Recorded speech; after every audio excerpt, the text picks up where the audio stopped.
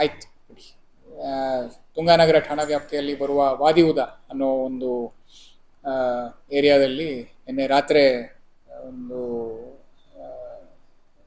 ಒಬ್ಬ ಅಪ್ರಾಪ್ತ ಬಾಲಕನ ಮೇಲೆ ಮಾರಣಾಂತಿಕ ಹಲ್ಲೆಯನ್ನು ಮಾಡಲಾಗಿದೆ. ಯಾರೋ ದುಷ್ಕರ್ಮಿಗಳು ಬಂದು ಇವನ ಮೇಲೆ ಒಂದು ಮಚ್ಚನ್ನು ಬೀಸಿ ಅವನ ಮೇಲೆ ಅಟ್ಯಾಕ್ ಮಾಡೋದಕ್ಕೆ ನೋಡಿದ್ದಾರೆ.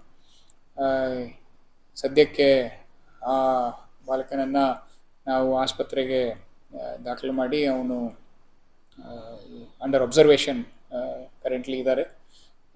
ಈ ಒಂದು ಅಟ್ಯಾಕಿಗೆ ಮೇಜರ್ ರೀಸನ್ ಬಂದ್ಬಿಟ್ಟು ಒಂದು ಹುಡುಗಿ ವಿಚಾರ ಅಂತ ನಮಗೆ ಪ್ರಾಥಮಿಕ ತನಿಖೆಯಲ್ಲಿ ತಿಳಿದು ಬಂದಿದೆ.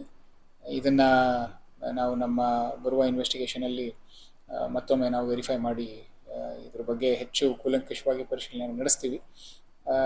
ಈ ಎಲ್ಲರೂ ಕೂಡ ಒಂದು ಹೆಣ್ಣುಮಗು ವಿಚಾರವಾಗಿ ಈ ಒಂದು ಜಗಳ ಆಗಿರೋದು.